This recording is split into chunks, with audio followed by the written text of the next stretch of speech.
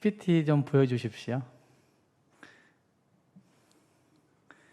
이건 첫 컷은 잘 안 보일 것 같은데, 지금 우리는 구약 성경을 살펴보고 있고, 이제 열왕기 하에 와 있습니다. 열왕기 하라고 하는 책은 사실은 열왕들의 역사를 기록하고 있는 것이지만, 이 책과 관련돼서 사실은 모든 소선지서들이 거의 여기에 다 엮어져 있는 것들을 볼 수가 있습니다. 그래서 선지자들의 활동들은 왕들의 역사 가운데 있었다 하는 사실을 볼 수가 있습니다. 두 번째 것을 보시면 열왕기 상하는 열왕들의 책임에 틀림이 없습니다. 열왕들의 책인데 그 열왕들의 열왕들의 이야기를 통해서 우리에게 무엇을 말씀하고자 하시는 것일까? 열왕기상, 열왕기하, 그리고 역대상, 역대하가 거의 다 열왕들의 이야기들을 하고 있는 것인데, 그 열왕들의 이야기를 하고 있는 이 책이 도대체 우리에게, 오늘 우리 시대에 우리에게 무엇을 말씀하고 싶을 것인가 하는 것을 우리는 찾아야 되는 것이죠.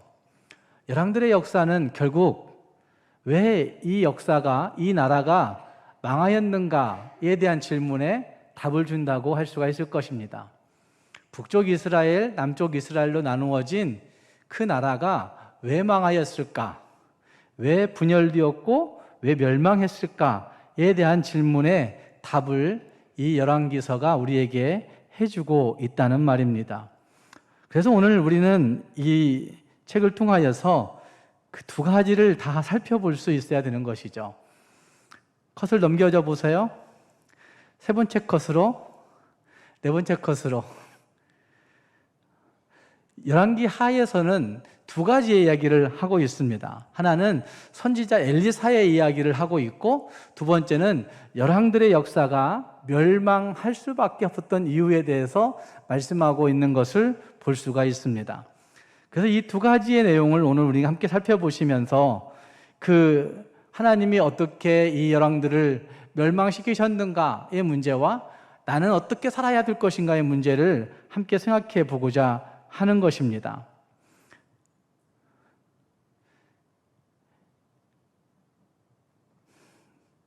아홉 번째 컷으로 넘어가져 보세요. 그래서 오늘 우리는 이 엘리야가 승천하기 전에 엘리사를 데리고 다녔던 이 네 가지의 지명 이야기를 통해서 하나님이 엘리사를 어떻게 사역하게 하시는지 하는 문제를 먼저 살펴보고, 그리고 그 다음은 하나님이 이스라엘 민족의 그 역사 가운데 왜 멸망하게 하셨는지의 문제를 그 열왕들의 기록들을 통해서 생각해 보고자 하는 것입니다. 엘리사의 이 선지자의 부름받는 이 장면들은 우리가 이미 익숙하게 많이 보았던 부분이기도 합니다. 그런데 엘리사에게 집중하는 것이 아니라 사실 엘리야에게 집중해서 엘리야가 승천했더라 라고 하는 그런 관점에 이 이야기를 많이 나누고 있습니다. 그러나 분명하게 볼 것은 엘리야는 열왕기 상에서 주로 쓰여지고 있는 선지자이고, 엘리야는 거기서 끝나고 엘리사의 문제가 열왕기 하에 등장하고 있다는 사실들을 볼 때에는 하나님이 엘리사를 어떤 과정을 통하여서 어떻게 부르고 있는가의 문제를 생각해 볼 수 있어야 되는 것이죠. 그래서 오늘은 이 맥락을 생각해 보고자 하는 겁니다. 하나님께서 엘리야를 승천시키기 전에 며칠 동안 엘리사를 데리고 다니십니다. 그런데 그 엘리사를 데리고 다녔던 그 지명들을 가만히 보면 하나님의 사람으로 서야 되는 과정 속에 꼭 거쳐가야 하는 중요한 문제들을 우리에게 잘 지적해주고 있다고 할 수 있습니다. 먼저는 길갈에서부터 출발하고 있는 것을 볼 수가 있습니다. 1절 말씀에 엘리야가 엘리사와 더불어 길갈에서 나가더니, 길갈에서 출발하고 있는 것입니다. 길갈에서 출발한다 하는 얘기는 길갈이 어떤 곳인가라고 하는 사실들을 우리에게 잘 보여주죠.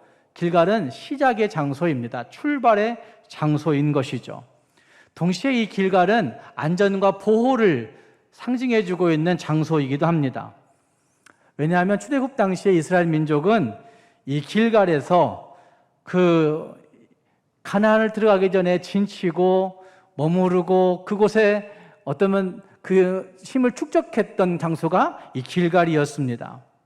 40년 광야 방랑을 마치면서 요단강을 건너서 이제 저 가나안 땅을 정복해 가야 되는 것이구나 라고 하는 생각들을 마음을 다지면서 머물렀던 곳, 그곳이 바로 길갈이었다는 말씀이죠.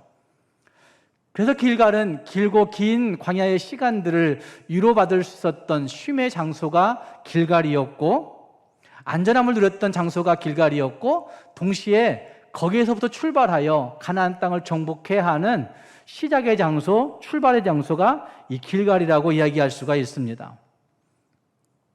여호수아는 요단강을 건넌 후에 요단강을 건널 수 있도록 도우신 하나님을 찬양하며 이 길갈에 기념비도 세웠었습니다.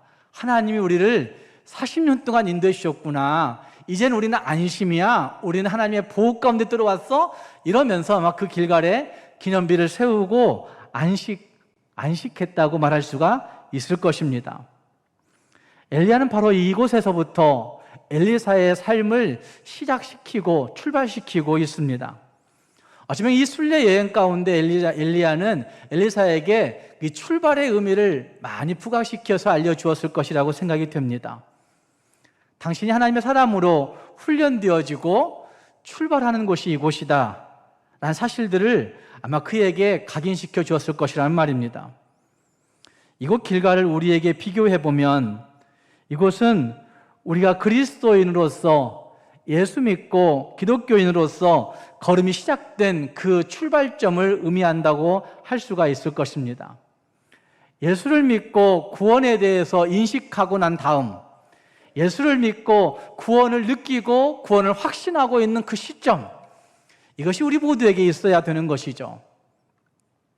김순호 선생님이 쓴 성숙한 그리스도인의 영적 기초라고 하는 책을 보면, 이 김순호 집사님이 아니라 김순호 선생님이 쓴 책을 보면, 그 김순호 선생님은 예수전도단에서 오랫동안 그 일들을 선교사로 활동하면서 그리스도인들이 성숙하게 행하는 그 가장 중요한 기초가 있는데, 그 기초는 어린아이와 갓난아이의 시절을 잘 거쳐가는 것이다, 이런 표현을 쓰고 있습니다. 그런데 그 어린아이라고 하는 표현은 이미 구원받음에 대한 확신이 있는 상태를 이야기하는 것이죠. 흔들리고 좌절하고 넘어지는 그런 상태에서의 문제가 아니라, 이 구원이 진짜일까 아닐까 이런 갈등의 문제가 아니라, 구원을 확신하고 있는 그 상태에서부터 출발되어지는 그 기초가 우리에게 있어야 된다 하는 것이죠. 마찬가지로 모든 그리스도인들에게 이 신앙의 출발점이 너무나 중요한 문제라고 할 수가 있을 것입니다. 모양은 다양하겠지만 하나님의 사랑을 느끼고 그 사랑을 확신하고 그 사랑으로 고백하고 그 사랑으로 정말 마음속에 겨워했던, 정말 감격스러워했던 그 지점이 우리에게 있을 것이라는 말입니다. 오늘 우리는 이 지점을 생각해 보셔야 됩니다. 열왕기 하를 살펴보면서 나에게 엘리사의 출발의 지점, 이 길갈이 있는가? 있다고 한다면 어느 곳일까 하는 생각을 해볼 수 있어야 됩니다. 왜냐하면 이 처음 사랑을, 처음 시작의 시점을 알지 못하면 우리는 돌아갈 곳이 없기 때문에 그렇습니다. 요한계시록 2장 3절 4절 말씀에서 에베소 교회에게 주시는 그 말씀 가운데 그런 말씀을 하시죠. 처음 사랑을 버렸다고 말씀하시죠. 처음 사랑을 버렸다. 그리고 처음 행위를 가지라고 말씀하시는 것들을 볼 수가 있습니다. 근데 그 처음 시작의 출발을 알지 못하면, 처음 시작의 사랑을 느끼지 못하면 돌아갈 곳이 없어지는 거죠. 내가 그냥 잘하고 있는 것처럼 느끼는 거죠. 기억해야 되는 겁니다. 길갈이 나에게 무엇일까 하는 생각. 두 번째로 간 곳은 베델이었습니다. 베델은 우리가 잘 알고 있듯이 하나님의 집이라고 하는 뜻을 갖고 있는 지명이죠. 여기에서 이스라엘 백성들은 대대로 하나님께 예배를 드리고 하나님께 희생자사를 드리고 하나님을 만나 뵙고 교제하는 그런 장소였습니다. 특히 창세기 12장에서 아브라함도 갈대아 우르를 떠나 베델에서 하나님을 만났습니다. 베델에서 하나님께 예배했습니다. 베델에서 하나님을 만나고 하나님의 이름을 불렀습니다. 그리고 하나님 앞에 처음 제단 쌓고 예배드렸습니다. 야곱이 형 에서를 피해서 도망치다가 하나님을 엉겹결에 만났던 그 장소도 베델이었습니다. 그래서 하나님, 나로 돌아오게만 하시면 하나님, 내가 이 베델을 하나님의 집 삼고 하나님의 성전 삼고 하나님 앞에 예배하겠습니다라고 서원했던 곳이 바로 베델이었습니다.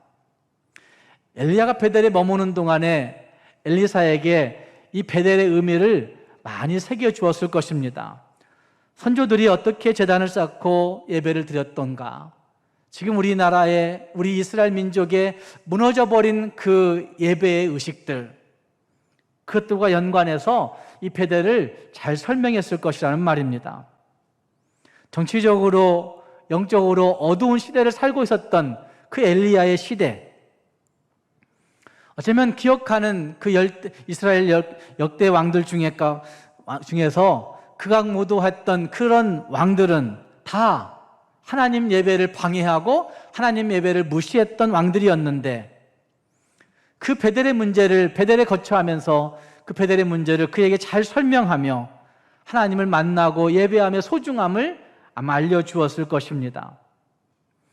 그래야 그 엘리사는 그릿과 사르밧에서 하나님께 예배를 드리며 제단을 쌓았습니다. 하나님 앞에 예배하고 제단을 쌓는다는 얘기는 결국 선지자로서 해야 될 일을 했다고 얘기하겠지만, 가장 중요한 우선순위가 예배에 있었다고 한 사실들도 보여주고 있는 것입니다. 우리는 하나님 앞에 예배의 감격을 누렸던 베델이 있습니까? 정말 이 베델에서 예배할 때마다 하나님을 영화롭게 하며 그 감격스러워서 눈물을 흘릴 수밖에 없는 그 베델. 어떤 어르신이 늦게 예수 믿게 되었습니다. 그리고 와서 예배할 때마다 나도 모르는 사이에 눈물이 나오는 거죠.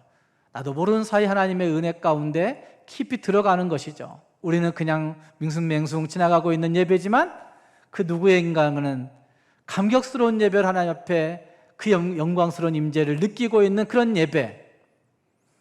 여러분은 어떤 장소에 지금 머물러 계십니까? 그리고 그 다음 엘리야가 엘리사를 데리고 갔던 곳은 여리고라고 하는 곳입니다. 여리고는 싸움의 장소입니다. 하나님의 도우심을 느끼고 하나님의 도우심을 힘입어서 약속의 땅을 정복하기 위해서 싸워야만 하는 장소, 무너뜨려야만 하는 장소, 이스라엘이 제일 공격의 목표였던 장소, 바로 그곳이 여리고였습니다. 가나안 땅에 들어가기 위해서 최초의 전투가 벌어졌던 영적 전투의 현장이, 아니 육적 전투의 현장이 바로 그곳이었습니다. 지형상 여리고는 군사적 요충지였다고 하지 않습니까? 그래서 가나안 땅에서 전투를 승리로 이끌려고 한다면 이 여리고는 반드시 정복해야 하는 필수적인 곳이었습니다. 그런데 그곳을 어떻게 정복합니까? 그들이 기계가 있었습니까? 그들이 기술이 있었습니까? 그들에게 어떤 특별한 무기가 있었습니까? 그렇지 않았습니다. 그들은 아무것도 없었습니다. 인간의 이성으로는 도무지 이해할 수 없는 그 여리고였지만, 하나님이 명령하시는 대로, 하나님이 말씀하신 대로 돌고 또 돌다 보니까 그냥 마지막 소리 지르니까 무너져버린 여리고성의 이야기를 여호수아서에서는 하고 있습니다. 말도 안 된다고 할 겁니다. 그러나 지금도 말도 안 되는 일들 가운데 놀라운 일들을 경험하는 하나님의 사람들도 많이 있습니다. 그걸 보면 이 여리고의 문제는 지금도 우리 주변에 여전히 존재하는 곳이고, 영적인 전투라고 볼 때에 그 전투에서 이길 수 있는 방법은 하나님 말씀하시는 바대로 그냥 순종하다 보면 하나님이 그것들을 무너뜨려 주시고 하나님이 정복해 주신다 하는 사실들을 우리에게 잘 알려주고 있는 지명이, 장소가 여리고라고 이야기할 수 있는 것이죠. 여러분은 지금 어떤 영적인 전투 가운데 계십니까? 이스라엘 백성들이 너무나 쉽게 정복했기 때문에, 그래, 이 정도는 나도 그냥 식은 죽 먹기, 라고 얘기한 사람들이 계십니까? 그러나 영적인 전투는 그렇게 식은 죽 먹기처럼 쉬운 것은 아닙니다. 지금 우리에게 겪어지는 여리고에서의 전투가 계속해서 우리에게 다가오게 될 겁니다. 그러나 그 전투에 두려워하고 그 전투에 절망할 일은 아닙니다.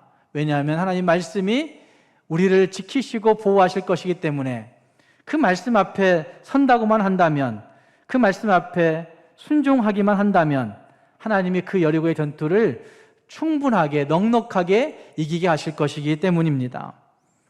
여러분 지금 어디에 계십니까? 마지막 엘리야가 엘리사를 데리고 갔던 곳은 요단강을 건너게 하는 모습이 거기에 등장합니다. 엘리야와 엘리사가 건너게 되고 그 강을 건넌 후에 엘리야는 승천하게 되는 것을 볼 수 있습니다. 이 요단강은 우리에게 종종 죽음을 상징해서 이야기하고 있는 장소이기도 합니다. 찬송하기도 합니다. 요단강 건너가 만나리. 그래서 이 요단강은 실제 죽음의 장소일 수 있습니다. 예수 믿는 모든 사람들이 그래 요단강 건너가면 만난다. 누구를 만날 것입니까? 하나님 만나야 되는 것인데 하나님 만날 수 있는 방법은 우리의 자아가 죽어야만이 만날 수 있는 것이죠. 그래서 요단강은 내 자아의 죽음을 상징하는 곳이 요단강이라고 이야기할 수가 있습니다. 어쩌면 내 생각과 판단을 죽이는 곳이 요단강이라 이야기할 수 있을 것입니다. 다 버리고 포기해야 하는 그것들을 상징하여 보여주는 곳이 요단강이라고 얘기할 수가 있을 것입니다.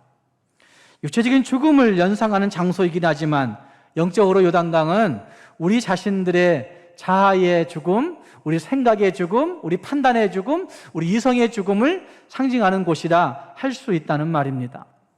그래서 이 요단강을 제대로 건넌 후에 제대로 건너게 되면 하나님을 만나게 되는 것이고, 하나님을 만나게 되면 그분 안에서 진짜 기쁨과 평강과 회복을 누리게 되는 것이 요단강 건넌 후 누리게 되는 은혜라고 말할 수가 있습니다.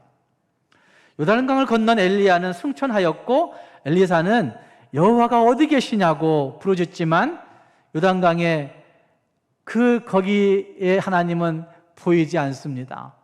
그런데 하나님이 보임을 느낄 수 있는 장면이 한 가지 일어납니다. 겉옷을 가지고 물을 치자 그 물이 갈라지는 것들은 하나님 어디 계십니까? 라고 외칠 때 자기 주변의 현실을 바라보면 하나님이 역사하심을 느끼게 된다 라고 얘기할 수 있는 장면이 여기에 펼쳐지고 있는 거죠. 하나님 어디 계십니까? 라는 사실을 계속 묻다 보면 우리는 하나님을 의식할 수밖에 없는 것이고, 하나님을 의식하다 보면 그래 하나님이 지금 여기에 계시구나 라고 확신할 수 있는 일들이 벌어지게 된다는 말입니다. 엘리야와 엘리사가 여행했던 길갈과 베델과 여리고와 요단강, 여러분은 지금 어느 장소에 머물러 계십니까? 지금 어느 장소에 여행하고 계십니까?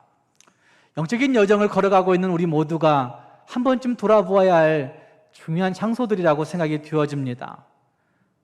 출발의 장소가 있는지 살펴봐야 되고, 예배의 감격에 머물러 있었던 그 장소가 있는지 돌아보아야 되고, 치열하게 영적인 전투 가운데서도 기도하며 승리했던 여리고가 나에게 있는지 살펴봐야 되고, 내 모든 자아가 죽었던 그 요단강의 모습이 나에게 있는지 살펴본다고 한다면 우리도 엘리사와 같이 하나님의 사람으로 놀라운 일들을 감당할 수 있는 주의 백성들이 될 수 있다고 생각이 되어집니다. 크게 두 번째 주제를 생각해 봐야 됩니다. 크게 두 번째 주제는 그 PPT 컷에 10번째 컷을 한번 보여주시면 나옵니다.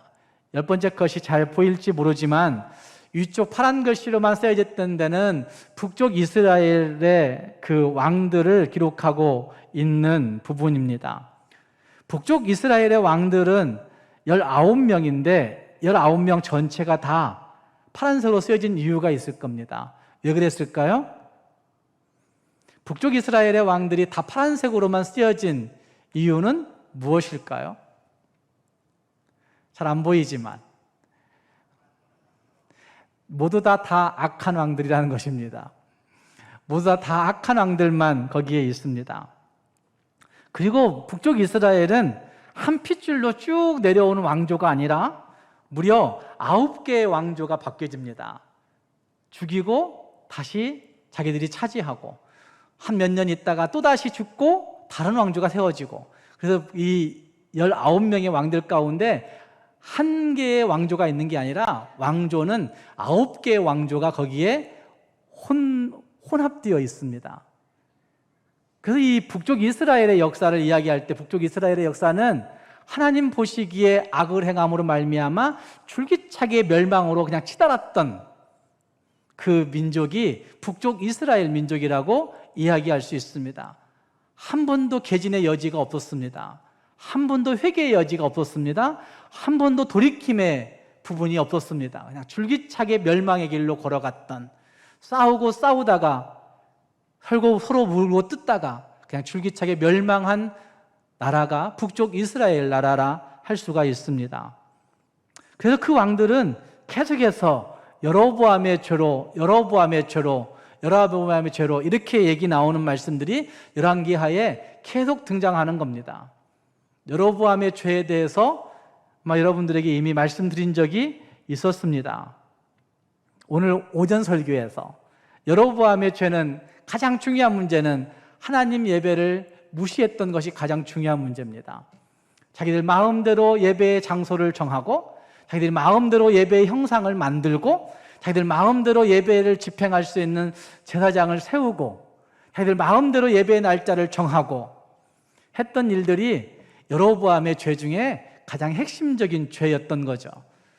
그런데 모든 19명의 왕들이 다 줄기차게 이와 같이 여로보암의 죄를 따라서 하나님 예배를 가볍게 여기고 무시했던 그런 왕들이었더라 라고 그렇게 말할 수가 있다는 말입니다.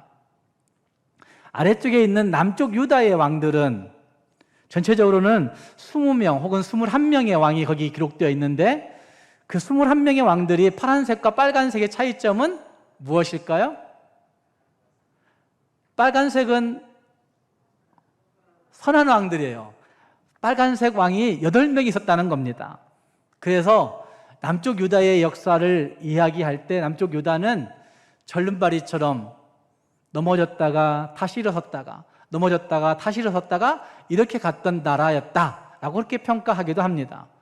그런데 남쪽 유다의 그 역사는 그래도 한 개의 왕조를 유지했을까요? 하지 않았을까요? 남쪽 유다는 그래도 하나의 왕조를 유지합니다. 누구의 왕조일까요? 다윗의 왕조를 줄기차게 이어갑니다. 여러분, 그 이유는 무엇일까요? 남쪽 유다가 한 개의 왕조를 유지할 수 있었던 그 이유, 자기들이 잘 믿어서일까요? 잘해서일까요? 그렇지 않아요. 나왔던 대로, 말씀하신 대로 예수 그리스도가 다윗의 후손으로 나야 되기 때문에 하나님은 그 남쪽 유다의 왕조를 지키신 거죠. 한 개의 왕조로 유지되어야 될 가장 중요한 이유, 예수 그리스도가 그 후손에서 나야 되기 때문에 그 왕조를 유지하셔서 결국 우리의 구원을 이루시는 도구로 남쪽 유다를 사용하시는 것을 볼 수가 있다는 말입니다. 남쪽 유다의 왕들은 8명 외에는 다 여로보암의 죄를 따라서 행했다 이렇게 평가되고 있고, 8명의 왕들은 가끔은 다윗과 같이 라는 표현이 쓰여지고, 여호와 보시기에 정직하게 라는 표현이 쓰여지고, 또 어떤 때는 여론과 같이 않았다 이런 표현이 쓰여지고 있는 모습들을 볼 수가 있습니다. 그러니까 세상과 같지 않은 모습, 하나님 보시기에 살았던 모습, 그리고 다윗 왕, 하나님 앞에 바르게 살았던 다윗 왕과 같은 모습으로 살았더라. 이 세 가지의 모습이 이 왕들의 평가 가운데 있다는 말입니다. 오늘 우리는 하나님 보시기에 어떤 모습으로 살고 계십니까? 이게 가장 중요한 문제인 거죠. 하나님 보시기에 나는 어떤 수준의 사람인가? 하나님 보시기에 나는 어떤 수준에 이르러 있는가? 하는 것들을 열왕기하를 읽어보시면서 하나님 보시기에 정직하게, 하나님 보시기에 옳게, 하나님 보시기에 합당하게, 하나님 보시기에 다윗 왕과 같이 살아가고자 결심할 수 있는 우리 모두가 될 수 있기를 주님의 이름으로 축복합니다. 기도하겠습니다.